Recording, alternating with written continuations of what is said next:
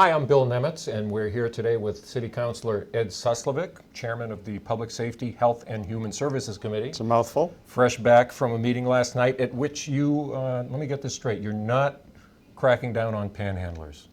That would be Sort of. correct.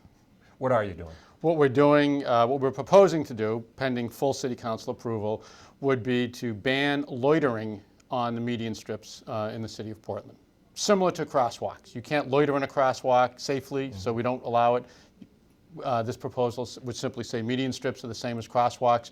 You can use them to safely cross the street, but you can't loiter in them. Now, of course, this is in response to a growing problem. This was attempted last summer, correct? Last fall, yep. Last fall, and it didn't fly. Correct. Now it's back. Why? Why so soon? What's happened? Well, as the police chief pointed out last night in his briefing of the committee, there's been basically a 25% increase in complaints about safety issues on median strips around the city since last fall.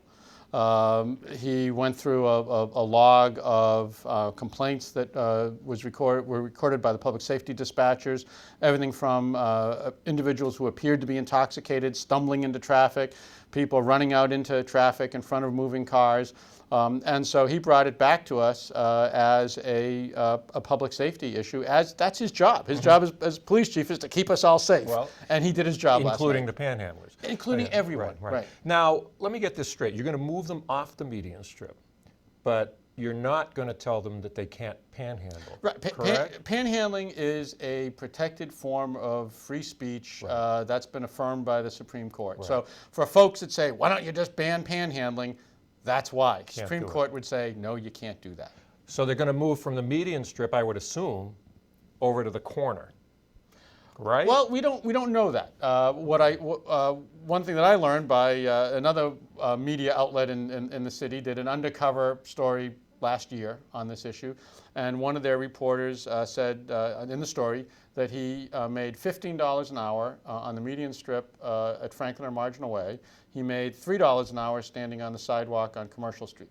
So clearly, the median strips, my assumption is that the reason we've been flooded with folks hanging out on our median strips is because that's where they can. Well, it's easy access too. Right. And a captive audience. Yeah. Yep. Yeah, you have the driver's side. You're not reaching into someone's car, that kind of thing. Although that has been occurring as well. So. Where are you at on panhandling in general? I mean, I walk down Congress Street. I talk to a lot of business owners who say this is a blight. This is bad for the city. We don't want our gateways clogged with all these folks with signs.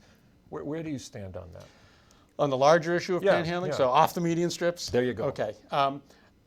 Clearly, there's a lot of folks that need help in our community and have for many years. We have folks with mental illness, we have folks with substance abuse, we have folks so-called dual diagnosis with both. At any given point in time, somewhere around 12% of the folks staying in our homeless shelter are veterans. Many of whom are suffering from post-traumatic stress syndrome and other issues. So there are folks that need help. Panhandling is one way that some folks choose to try to get help. From my experience as chairing the Public Safety, Health, and Human Services Committee, emphasis on the human services part now, I think that panhandling is not the most effective way for folks to get help.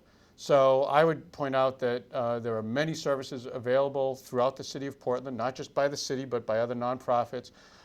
There are teams of outreach workers that fan out across the city trying to engage folks. I suspect we'll see more of that this summer to try to connect folks that legitimately need help with the help that is available. So my view is that if someone is panhandling, that's not the best way to access And help. simultaneous with this is an effort by the business community to establish this so-called Have a Heart program where you'll donate to those services, and at the same time, this is the part I don't get, Ed, where you actually give the panhandlers a card, in effect saying, I gave at the office.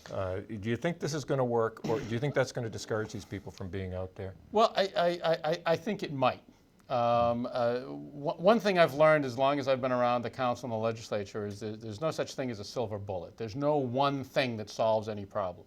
I think it's a combination of what we did last night, and hopefully the council will concur in July in terms of keeping people off the median strips for their own and motorist safety.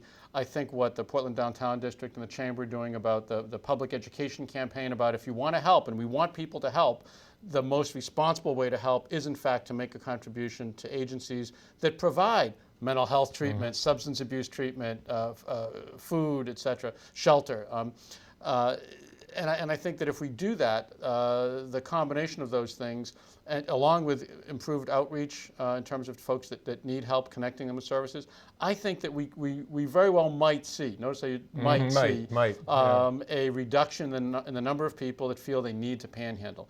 There's always going to be some folks standing with a sign saying, you know, help. Right. Some of those folks legitimately need help.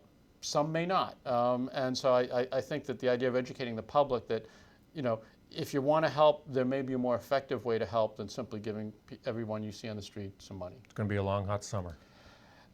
But not judging by the weather we've had this week, Bill.